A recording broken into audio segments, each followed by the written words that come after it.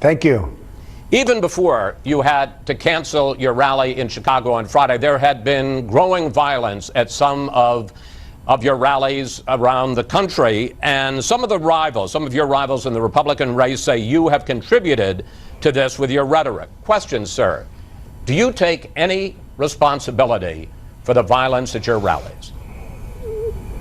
First of all, I disagree totally, Chris, with what you said. I have by far the biggest crowds, 25,000, 30,000 people. Last week we had in Alabama 35,000 people. And out of that, we'll have some disruptors, sometimes put there by other people, but we'll have some protesters, and nobody's been hurt at all. And as big as these rallies are, nobody's ever been hurt. We talk and we try and be good. And I will tell you, some of the protesters are very rough and they're bad dudes and they swing and they punch. And nobody ever talks about that in the media. And if other people, including the police, because it's usually the police that handle it, if they get a little bit rough because they have no choice, the next day in the newspaper it's that the police are rough. But we have had nobody hurt. And when you think about it, when I have 25,000 and 20,000 people very routinely, by far the biggest, and we have some protesters stand up, who do you know that's been hurt over the last number of months? Well, Nobody. Nobody's been hurt. Sir, let's take one example. First of all, we've just been running video that shows a number of punches being thrown. I don't know that people have ended up being hospitalized, but let's take one example. On Wednesday in North Carolina, a protester named Rakeem Jones was being peacefully escorted from the event. Not saying he didn't do something provocative. Yes, you can see he flips off the crowd, but then a man in the crowd elbows him in the face, knocks him to the ground, and here's what that man says afterwards. Yes, he deserved it. The next time we see him, we might have to kill him. Mr. Trump, does that have any place in America? And no, it doesn't, and it's a shame that it happened, and I feel badly for everybody concerned, and we don't condone violence, but the kid did, from what I hear, stick up a certain finger right in everybody's face, and this man has had enough, because I'll tell you what, people in this country are very angry. They're angry at incompetent politicians, they're angry at losing their jobs, not having a pay increase for 12 years and more, effectively. This country is not, we can't beat ISIS, our military is going to hell. You look at what's going on with the vets, they're treated horribly, they're treated worse than illegal immigrants. We have a big portion of this country that's fed up. You look at the Rust Belt and other areas of our country where our jobs are being taken. They're all being moved down to Mexico and other locations. They're being moved out of the United States. We have a president that doesn't have a clue. He doesn't know what's going on. And the people of this country are angry. They're not angry people, but they're angry now. But you say, and you just said again, you don't condone the violence. But, sir, the record is clear, and we're going to put up some tapes. You have condoned violence in rally after rally. Again, take a look. Just knock the hell. I promise you, I will pay for the legal fees. I'd like to punch him in the face, I'll tell you. In the good old days, they'd rip him out of that seat so fast. If there's a group out there, just throw them the hell out. That's okay. That sure sounds like condoning violence. Well, I'll tell you what, the first one, I was told by Secret Service that there were two people in the audience. They couldn't find them. They didn't know where they were, but they had tomatoes, and they were going to chuck them at me, and maybe they had good arms, okay? And, you know, being hit in the face with a tomato is not exactly so good. So before I started my speech, I said, folks, you have two people out there with tomatoes. If you see them, do whatever you have to do to them. I don't care. And you know what? I think I'm totally within my rights to say that. But everything I say, and in fact, if you would play 99% of the clips, I'm always saying, don't hurt them, take it easy, don't hurt them. And I'm saying that to the police, who are really mistreated in this country, by the way. They're not appreciated for the great job they do. But usually it's the police. It's not my people. It's the police in the various municipalities that I go to. And honestly, they really take it easy. And again, Chris, with rallies of 25 and 35,000 people, you don't know of one injury in any of our rallies. And the one place where we could have had a problem was Chicago. And other than at your network, I've been given very, very good credit for canceling, because if I would have had that, we'll postpone it actually, if I would have had that rally, you would have had a lot of problems. And those were professionals. I mean, those were real professionals, and they weren't protesters, they were disruptors. They were professional disruptors. They came in with the Bernie Sanders signs right out of his printing press, and they were disruptors. I would tell you though, Chris, with all of the rallies that you've been witnessing over many months, you haven't had one person that's even been hurt. And I'm sitting here listening to you tell me like, oh, you know, like everybody's being maimed. It's not that way. And I have often said, do not hurt them. And you've heard me say that, but you don't want to play those clips. All right, let's move on to another issue. You've also created a controversy this week with your comments about Islam. Here they are. I think Islam hates us. There's something there that there's a tremendous hatred there. There's a tremendous hatred. We have to get to the bottom of it.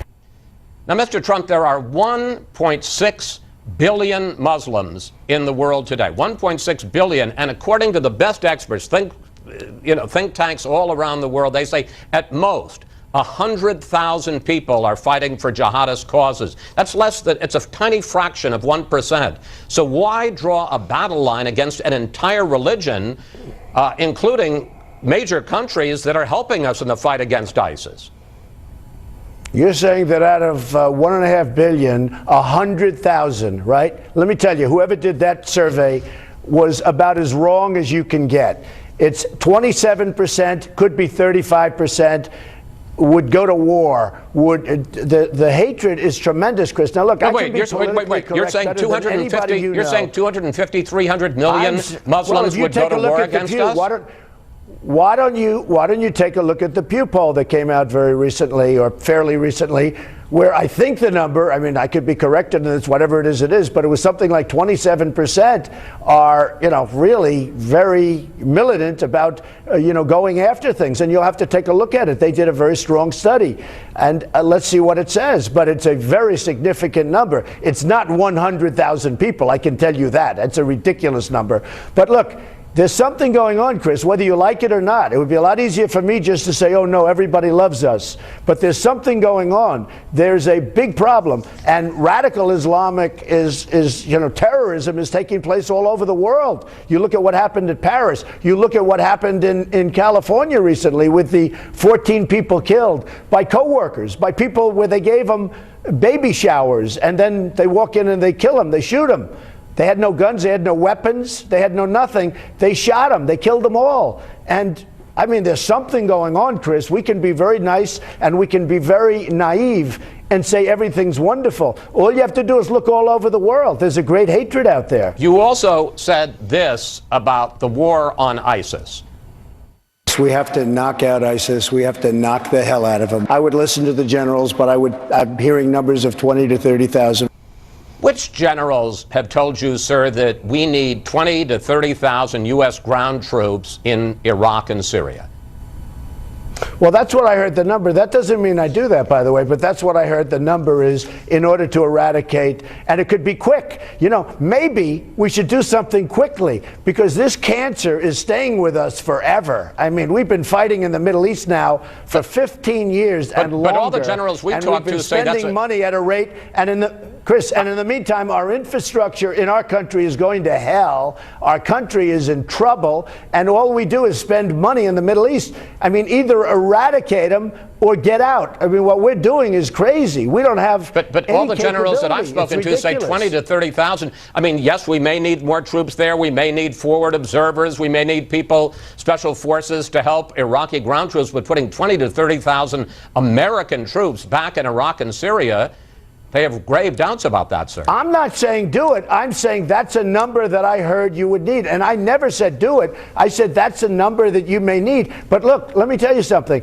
Whether you like it or not, I was against the war in Iraq, okay? I'm one that said don't go in. You're going to destabilize the Middle East. I was totally right about that. So I'm not like this big war hawk. But now you have people chopping off heads. You have people drowning, 40 and 50 people in steel cages at a time, Chris. And now we have to do something. And the reason we have to do it is because of the power of weaponry. They're looking to get weapons, and they're looking to acquire weapons that are going to be very, very horrible for our country if they ever do it. Mr. Trump, and we have to eradicate these people. I have two final questions I want to ask you. Trump University, I don't have to tell you, has become something of an issue in the campaign trail with some former students saying it's a scam. Here was one of them. I was trumped by Trump. I was duped by the Donald. But you put out a video this week in which you showed that same man's report card about Trump University. Here's his report card on the school, the quality of presentation, quality of everything. Excellent, excellent, excellent, excellent, all excellence, 100%. But now the New York Times reports that that man, Robert Guillo, says that he was pressured to give those report card grades, the excellence, by his instructor who said he'd be fired if he didn't get them. And the Times talked to other students who say that they came under a lot of pressure to give you good reports. Oh, really? And they did that with 10,000 people? Let me just tell you, this is a law firm. It's a class action firm. They sue a lot of people. They're trying to get money. I don't settle cases. I will go to court all day long with this case. Almost everybody in there has given report cards saying it was excellent. We have an A from the Better Business Bureau, and you didn't report it on the show. In the debate, you did something very dishonest. You didn't report it. You told me, and you told the whole world watching the debate, first of all, that we had sir, a D, and we didn't have a D. Sir, you know as well as I do. Excuse me. I didn't ask the question. And I'm not talking about you. I'm talking about Fox. Okay. I gave you the report card. I gave you the A during the debate because they said it was a D and it was an A. And I gave you the A from Better Business Bureau. But don't you think we have the responsibility to check it out, to find out what's going on? And the fact is, it's a little more complicated than that because Trump University has been out of business for several years, so they're not getting so many No, complaints. not out of business. It's not out of business. It's suspended until I win the lawsuit. Okay. And after I win the lawsuit, hopefully I'll be in the White House and I'll have my kids, my kids will open it up. But I promise you, if Marco Rubio gave us a suspended. piece of paper in the middle of a debate, we're not going to simply start reading that. Oh, I think you would. I think you would. Actually, here's the story. You said Better Business Bureau gave me a D. I said that's wrong. I got, during an intermission, I called in. They sent the A rating. I got an A rating from Better Business. I handed it to Megyn Kelly, and they refused to put it on. That is not honest. I think it's just wanting to check the facts. But in any case, let me answer. You're going to like this last question, so bear with me on this. Because for all of the controversies, Sure, I love it. I promise you, you will. Here, you can tell me afterwards whether you like this question. For all the controversies, you are doing very well right now. You have a solid lead in the delegates, and as you have pointed out, turnout is up considerably. There's a 67% increase in votes in a Republican contest over 2012, up 67%. 23% down in Democratic turnout compared to 2008. You say that you have been leading a movement, and I want to briefly, we have less than a minute, explore that with you. What's the movement? What do these people want? And what are the chances that you could effectively lock up this race on Tuesday? Now, wasn't that a nice question? Well, I think I like that question. I like the statement, too. I'm glad we're finishing with this. Look, people have been disenfranchised in this country. Great people, phenomenal people, people that have built this country. They've been totally disenfranchised. Trade deals have taken away their jobs all over. Our military can't beat ISIS. Our veterans are being treated horribly. Our health care is horrible with Obamacare, where premiums are going up like nobody's ever seen before, 45, 55%. There are so many things wrong with our country, and I'm going to straighten it out. And people understand that. We're going to straighten it out, and we're going to make America great again. And that's what it's all about. And there's never been, they say, in the history of this country, what's happening right now. And by the way, it's been very friendly with no injuries, no injuries. I mean, if I listen to you, it's like everybody, like it's a rampage. There's been no injuries, Chris. Remember that. No injuries. And we did a good job by postponing the other day in Chicago. No injuries, Chris. Mr. Trump, thank you. Thanks for your time, and I hope you and all the people attending your rallies stay safe on the campaign trail, sir.